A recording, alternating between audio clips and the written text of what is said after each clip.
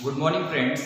Now today we will discuss about new topic, that is the regulation of gene expression. In earlier period already learn about the transcription process and translation process, that is the process of protein synthesis, how protein is formed in prokaryotic cell as well as eukaryotic cell. Then we will discuss that protein synthesis process are controlled by special type of gene are present on DNA. Gene is nothing but the segment of DNA और functional segment of DNA. मतलब यहाँ पे अगर हम DNA देखते हैं, ये DNA क्या है? ट्रांसक्राइब यूनिट है। क्या है ये? ट्रांसक्राइब यूनिट है। अगर ये 3 प्राइम है तो ये 5 प्राइम, देन उसके बाद नेक्स्ट पार्ट यहाँ पे अगर 5 प्राइम है तो ये 3 प्राइम, बराबर। ये transcribe unit segment of DNA, अगर डीएनए को हम सेपरेट करते हैं, बराबर, डीएनए की इंफॉर्मेशन कौन क्या कॉपी करता है? डीएनए की information copy in the form of mRNA. MRNA के फॉर्मेट में डीएनए की इंफॉर्मेशन कॉपी होती है, बराबर। और एमआरएनए रिस्पॉन्सिबल होता है for the formation of protein polypeptide chain. मतलब एग्जैक्ट यहाँ पे क्या हो रहा है? Protein synthesis process are totally controlled by the gene. That's why that process is known as regulation of gene expression. मतलब जीन कैसे रेगुलेट करता है या एक्सप्रेस होता है, ये आज हम डिटेल देखेंगे। हमने बस प्रोटीन सिंथेसिस प्रोसेस देखी है, प्रोटीन सिंथेसिस प्रोसेस देखी है हमने देखा है, अलग अलग स्टेप देखी है प्रोटीन सिंथेसिस में, बराबर। वहां पे प्रोटीन सिंथेसिस में क्या होता है? डीएनए की एग्जैक्ट इंफॉर्मेशन कॉपी किसके फॉर्मेट में होती है? फॉर्मेशन एमआरएनए के फॉर्मेट में होती है, दैट इज द एमआरएनए, बराबर। इंफॉर्मेशन कॉपी करता है डीएनए की, और mRNA which responsible for the formation of, क्या करता है ये? mRNA which responsible for the formation of polypeptide chain, that is the translation process। उस प्रोसेस को बोलते हैं हम polypeptide chain formation process known as translation process। initiation, elongation and termination, ये लास्ट प्रोसेस हमने देखा है। मतलब बेसिक कंपोनेंट क्या है यहाँ पे? जीन रेगुलेशन क्यों होता है? For the synthesis of protein, whether it is transcription process or translation process। Then we will discuss next topic, how gene control or express particular activity। मतलब जीन, ये एक जीन हो या ग्रुप ऑफ जीन हो, किस वे से ये क्या करता है? कौन सी प्रोसेस कंट्रोल करता है? Protein formation process. ये प्रोटीन फॉर्मेशन प्रोसेस कैसे कंट्रोल करता है या रेगुलेट करता है, ये हम देखेंगे। That is the gene expression, उसे ही बोलते हैं हम जीन एक्सप्रेशन प्रोसेस या gene regulation of gene expression. अब यहाँ पे फर्स्ट देखो रेगुलेशन ऑफ जीन एक्सप्रेशन। अब यहाँ पे जब देखते हैं तो जीन एक्सप्रेशन कब कब होगा, रेगुलेट कब कर सकता है वो? अब यहाँ पे हम देखेंगे gene expression process is regulated eight different level, बराबर। अलग अलग लेवल पे जीन एक्सप्रेशन प्रोसेस कंट्रोल हो सकती है। अलग अलग लेवल मतलब हमने देखा है protein synthesis process. Protein synthesis process में कौन सी होती है? Transcription level. ट्रांसक्रिप्शन मतलब डीएनए से एमआरएनए फॉर्म होना। मतलब ये अगर डीएनए तो उस डीएनए से क्या फॉर्म होगा? एमआरएनए फॉर्म होगा, बराबर। एमआरएनए प्रोसेस मतलब ये जीन रेगुलेशन कब कंट्रोल कर सकता है? डिफरेंट स्टेज के। अब डिफरेंट स्टेज मतलब फर्स्ट एमआरएनए, अगर मान लो प्रोटीन सिंथेसिस प्रोसेस अगर स्टॉप करनी है उसे, तो ये एमआरएनए फॉर्म ही नहीं करेगा। मतलब फर्स्ट स्टेज है that protein synthesis process are control at different level, और gene expression process is regulate at different level. मतलब जीन एक्सप्रेशन जो होता है वो अलग अलग लेवल पे कंट्रोल कर सकता है। कौन कौन सी लेवल है? जब प्रोटीन सिंथेसिस प्रोसेस फॉर्म होती है तब वहां पे पहले कौन सी प्रोसेस होती है? First stage, that is the transcription, बराबर। पहली स्टेप कौन सी? ट्रांसक्रिप्शन प्रोसेस, बराबर। सेकंड स्टेप कौन सी है?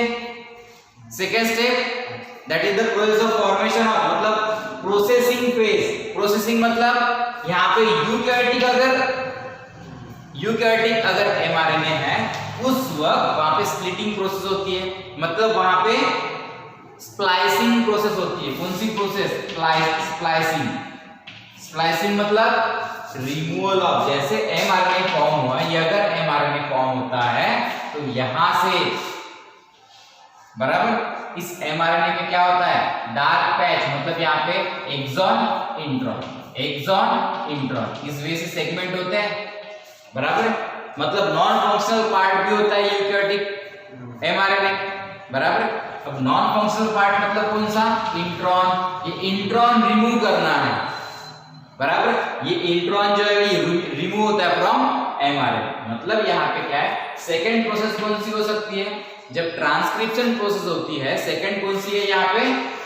प्रोसेसिंग प्रोसेस, मतलब स्प्लिटिंग प्रोसेस या स्पाइसिंग प्रोसेस। स्प्लाइसिंग प्रोसेस जो होती है, बराबर। Removal of intron from mRNA से इंट्रॉन हम रिमूव करते हैं, दैट सेकेंड प्रोसेस। मतलब उस वक्त भी ये जीन क्या कर सकता है? वो प्रोसेस कंट्रोल कर सकता है, बराबर। अगर मान लो ये प्रोसेस अगर नहीं होती है, प्रोसेसिंग मतलब स्प्लाइसिंग प्रोसेस नहीं होती है, तो प्रोटीन फॉर्म होगा क्या? मतलब प्रोटीन सिंथेसिस प्रोसेस ये जीन एक्सप्रेस या कंट्रोल कर सकता है अलग अलग लेवल पे। फर्स्ट कौन सी है? Transcription process, that is the transcriptional process, मतलब ट्रांसक्रिप्शनल लेवल बोलेंगे।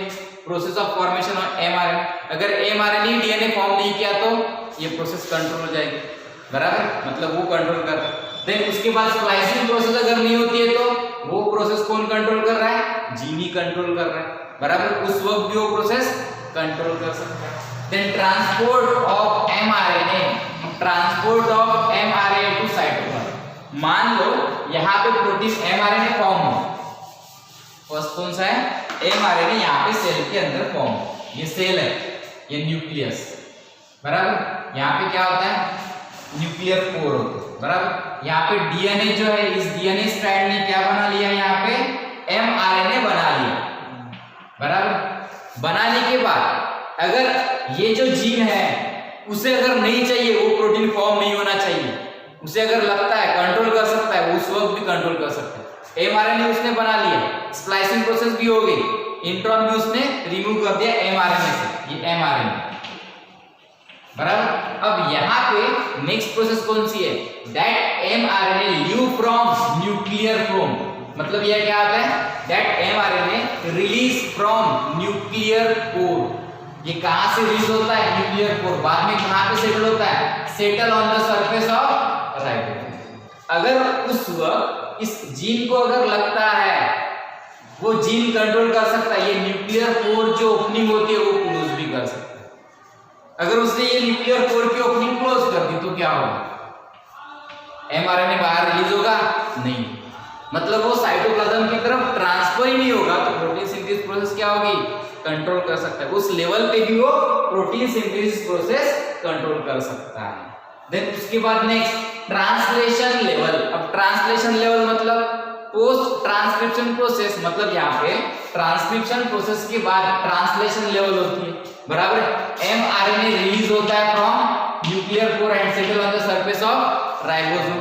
उस वक्त भी अब अगर मान लो ये राइबोसोम के ऊपर स्पेसिफिक साइट अगर नहीं है, बराबर, राइबोसोम में कुछ डिफेक्टिव कंडीशन, मतलब यहाँ पे जीन कंट्रोल कर सकता है, वो प्रॉपर वे से सेटल नहीं होगा। अगर सेटल नहीं होगा तो वहां पे प्रोटीन सिंथेसिस प्रोसेस नहीं होगी। टीआरएनए एक्टिवेट नहीं कर सकता हो, अगर टीआरएनए एक्टिवेशन भी उसी के ऊपर डिपेंड। अमीनो एसिड को एक्टिवेट कौन करता है? जीन ही एक्टिवेट करता है। मतलब ट्रांसलेशन प्रोसेस के वक्त भी उसे अगर लगता है, किसे? जीन को, जो जीन किस प्रोसेस को कंट्रोल कर रहा है? जो जीन प्रोटीन सिंथेसिस प्रोसेस को कंट्रोल कर रहा है, रेगुलेट कर रहा है, that is known as gene expression and regulation. मतलब जीन एक्सप्रेस हो सकता है, जीन एक्सप्रेस मतलब कंट्रोल कर सकता है, रेगुलेट करता है particular activity in particular living organism. Living organism में जीन क्या करेगा? पर्टिकुलर एक्टिविटी कंट्रोल कर सकता है या रेगुलेट कर सकता है, बराबर। अब यहाँ पे प्रोटीन सिंथेसिस प्रोसेस कैसे रेगुलेट करता है ये यहाँ पे बताया। मतलब 4 लेवल है, इस 4 लेवल में क्या कर सकता है? वो कंट्रोल कर सकता है। First transcription level, second processing मतलब स्प्लाइसिंग प्रोसेस, इंट्रॉन रिमूव करना। देन उसके बाद next transport of mRNA to cytoplasm, जो भी पढ़ा है हमने यहाँ, बराबर। देन उसके बाद ट्रांसलेशन प्रोसेस के वक्त टीआरएनए को एक्टिवेट करना है, अमीनो एसिड को एक्टिवेट करना है, टीआरएनए अमीनो एसिड कॉम्प्लेक्स बनाना है, बराबर। उस वक्त ये कंट्रोल करता है, जीन ही कंट्रोल करता है। फॉर एग्जांपल अगर यहाँ पे हम देखते हैं gene control each and every activity of living organism, सभी एक्टिविटी कंट्रोल कर सकता है। और जीन किसका पार्ट है? That is the DNA. DNA को इसी वजह से बोलते हैं हम ट्रांसक्राइब यूनिट बोलते हैं। Why? Because it possess genetic information, और वो जेनेटिक इंफॉर्मेशन किसके फॉर्मेट में कॉपी होती है?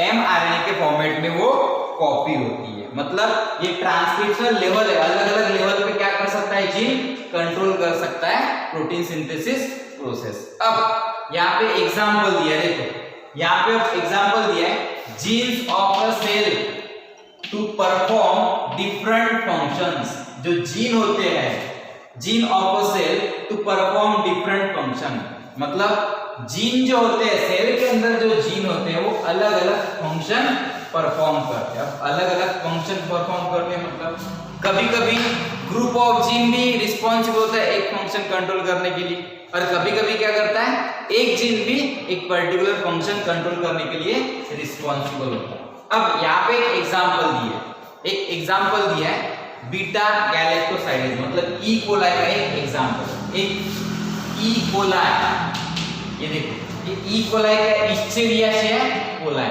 That is the bacteria. ये क्या है? ये बैक्टीरिया, ठीक है। ये बैक्टीरिया में मान लो ये मीडियम है, कल्चर मीडियम। क्या है यहाँ पे? Culture medium. इस कल्चर मीडियम में ये यहाँ पे न्यूट्रिटिव सब्सटेंस है। क्या प्रेजेंट है यहाँ पे? Nutritive substance. ये न्यूट्रिटिव सब्सटेंस क्या है यहाँ पे? Nutritive substance.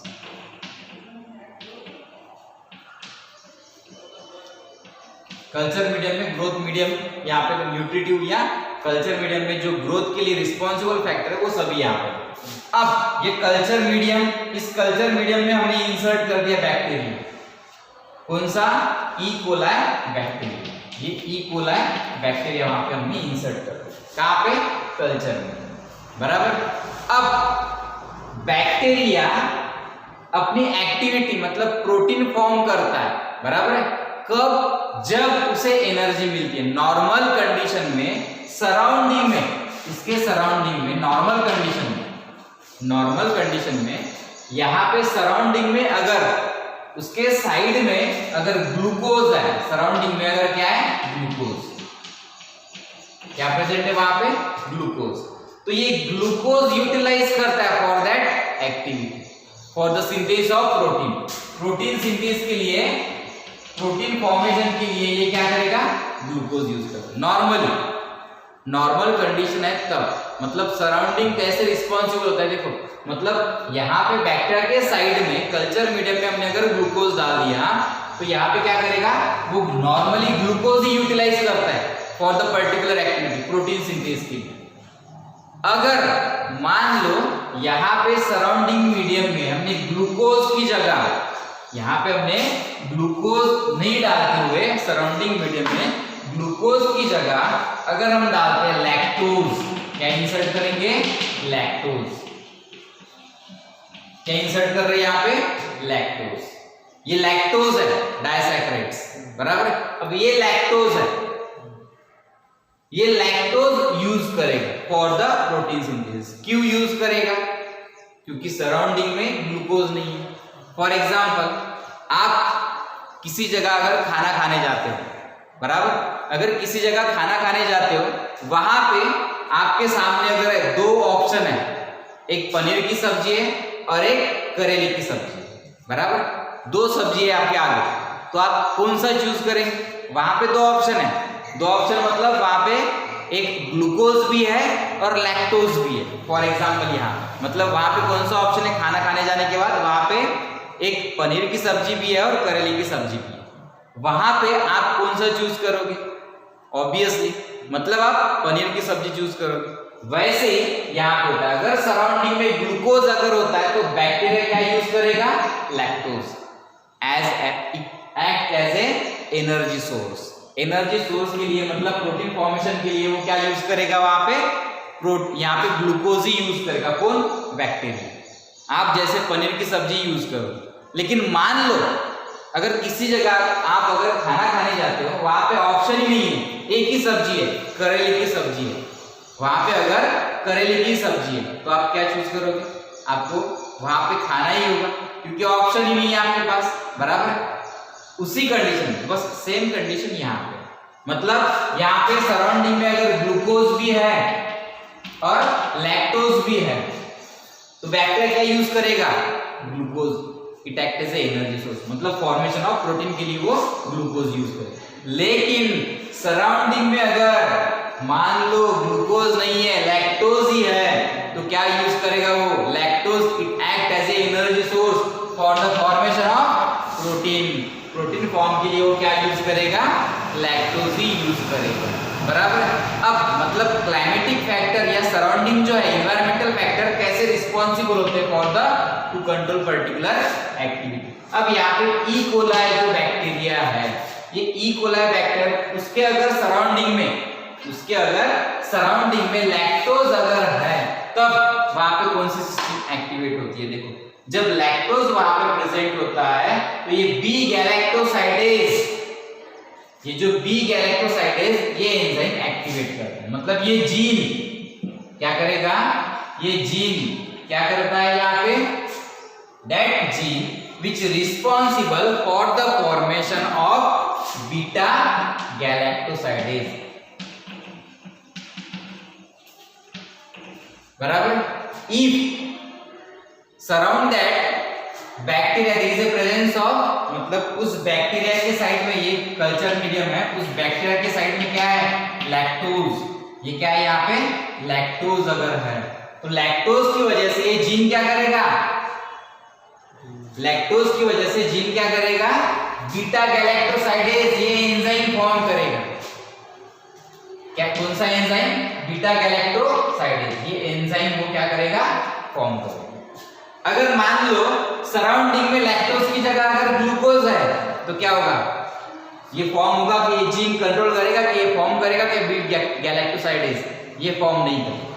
क्यों, क्योंकि उस वक्त उसकी जरूरत नहीं, मतलब एक ही जीन क्या कर रहा है वो, that gene control the particular activity, वो जीन जो है वो पर्टिकुलर एक्टिविटी कंट्रोल करता है। मतलब उस कंडीशन में फिर ये बी गैलेक्टोसाइडेज क्या करता है, लैक्टोज अगर सराउंडिंग में है बैक्टीरिया के तो ये क्या करेगा, B galactosidase which responsible that lactose,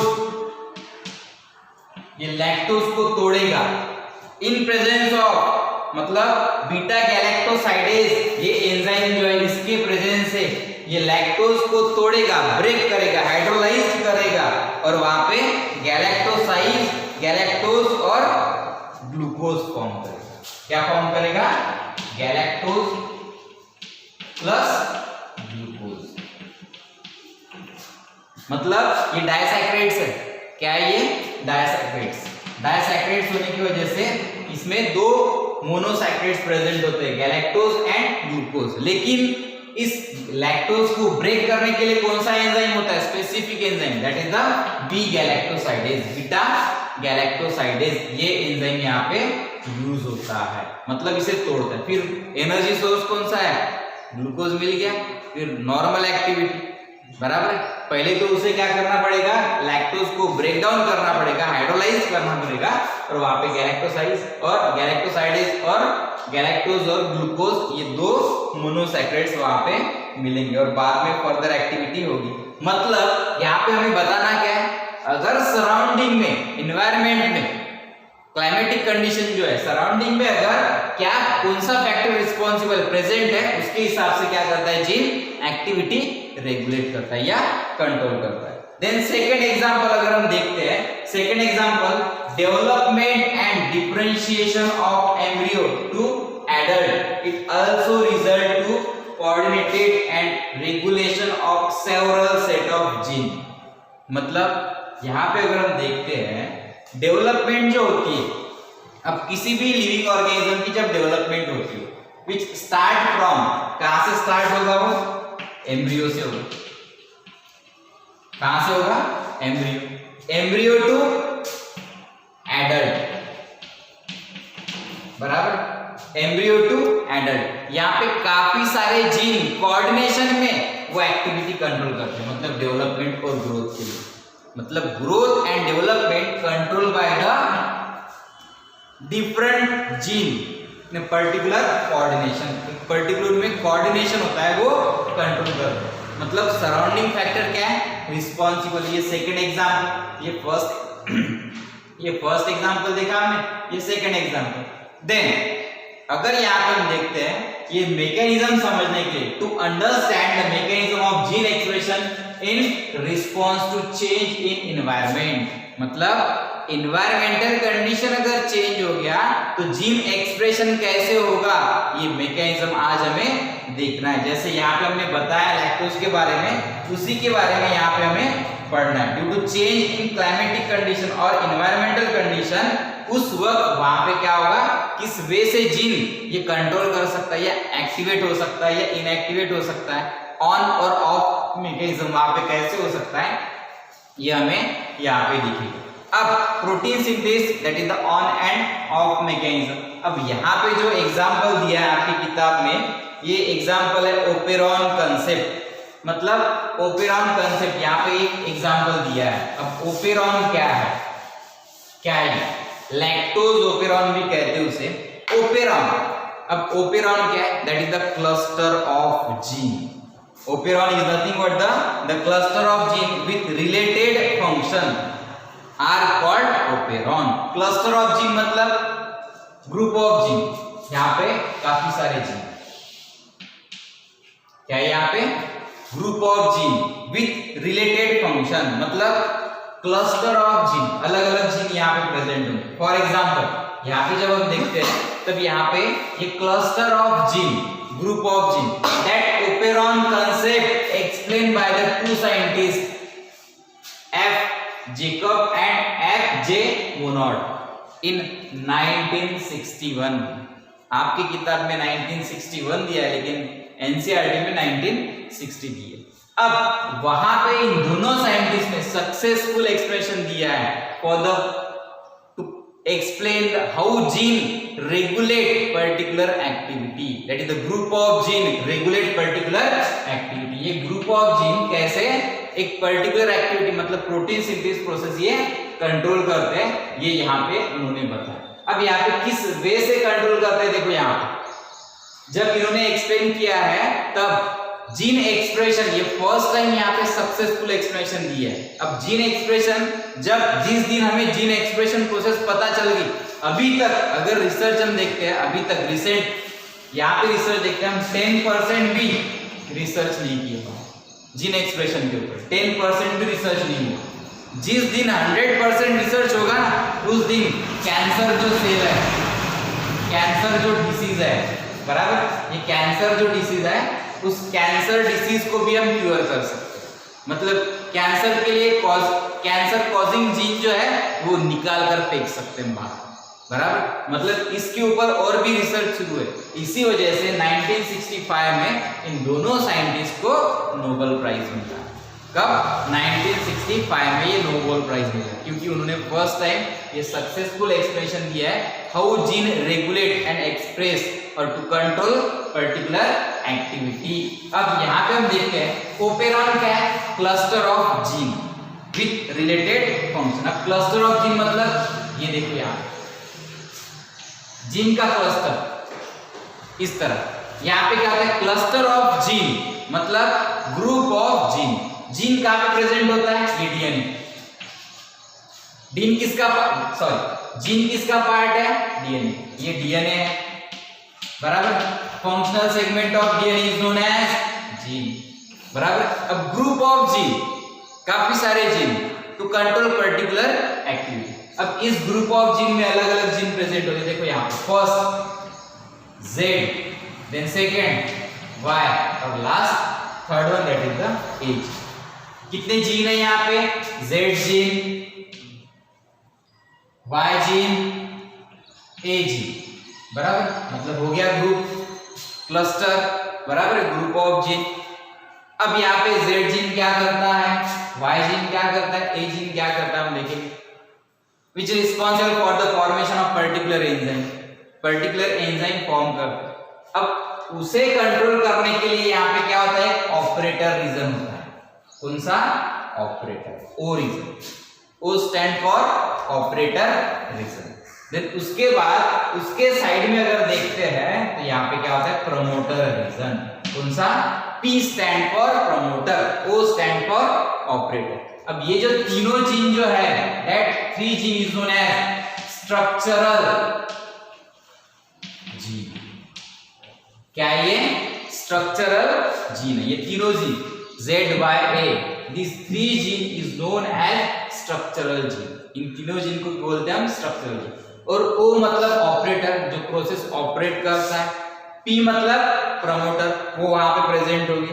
then उसके बाद जब हम देखते हैं तो वहां पे अलग अलग पार्ट्स भी वहां पे ऑब्जर्व होते हैं। अब कौन से पार्ट वहां पे ऑब्जर्व होते हैं? एक सबसे इंपॉर्टेंट, इसके साइड में हम देखते हैं यहाँ पे एक I जीन, यहाँ पे इंड्यूसर भी प्रेजेंट होता है, I, that is the inducer और इनहिबिटर भी कह सकते हो।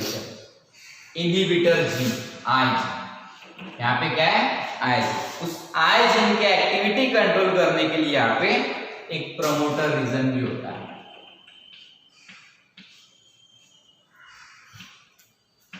ठीक है, मतलब यहाँ पे ये क्या है, group of gene, that is the cluster of gene with related function, that is the definition of operon.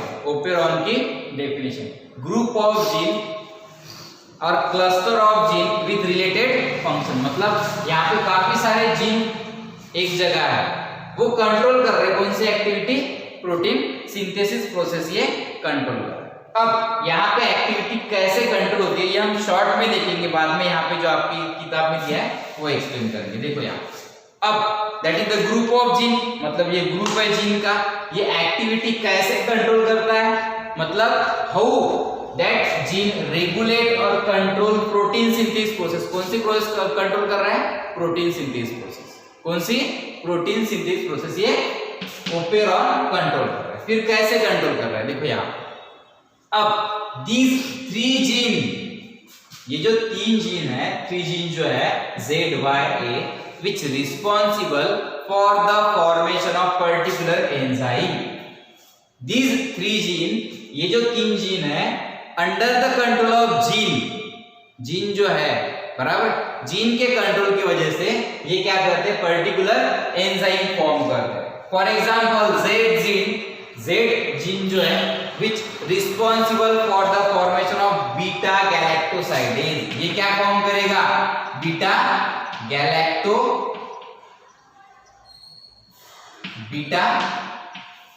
Galactosidase. कौन फॉर्म कर रहा है ये, Z gene which responsible for the formation of beta galactosidase। Then Y gene which responsible for the permease enzyme, ये क्या form करता है, permease enzyme वहां पे फॉर्म करता है। अब permease enzyme आपकी किताब में यहाँ पे दिया है, that gene which responsible for the formation of beta galactosidase permease, beta galactosidase permease। लेकिन ये बीटा गैलेक्टोसाइडेज की जगह यहाँ पे एक्चुअली वहां पे क्या चाहिए था, in place of beta galactosidase that is the presence of lactose, यहाँ पे लैक्टोज चाहिए था। क्या चाहिए था, लैक्टोज चाहिए था, लेकिन आपकी किताब में जैसे दिया उसे ही कंसीडर करना बराबर।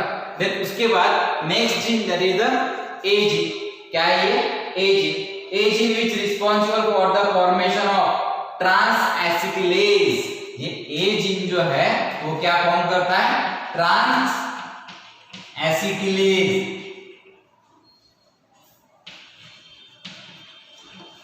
क्या फॉर्म करेगा, A gene which responsible for the formation of trans acetylase, ये ट्रांस एसिटिलेज फॉर्म करता है। कौन, ए जीन।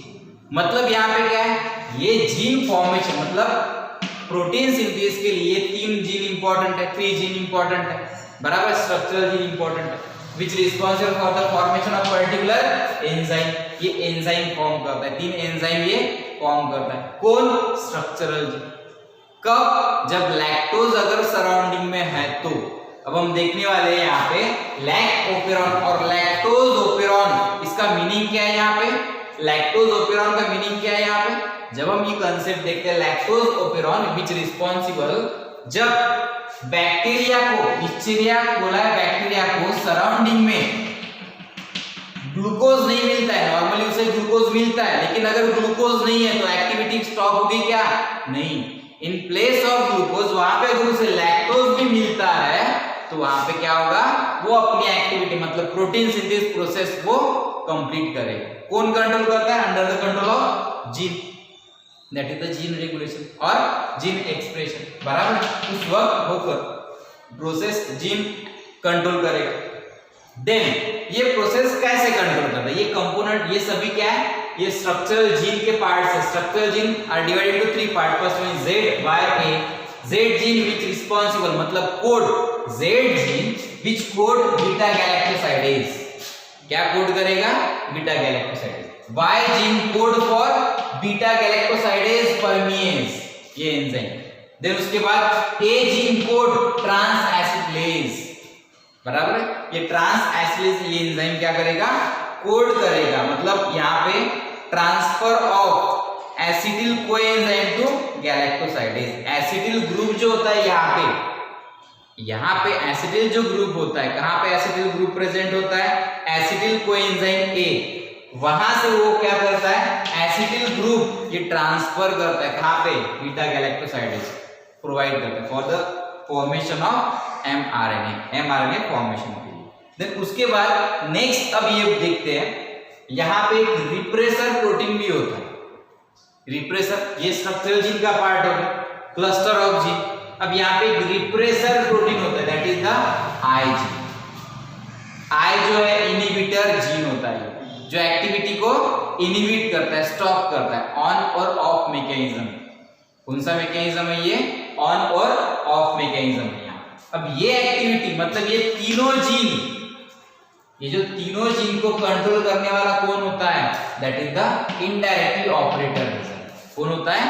ऑपरेटर रीजन यहाँ पे तीनों जीन को कंट्रोल करता है। अब ऑपरेटर जीन कैसे कंट्रोल करता है? तीनों जीन के ऊपर कंट्रोल करता है। ऑपरेटर रीजन विच रिस्पॉन्सिबल, यहाँ पे बाइंडिंग साइट होती है। क्या होती है? Binding site.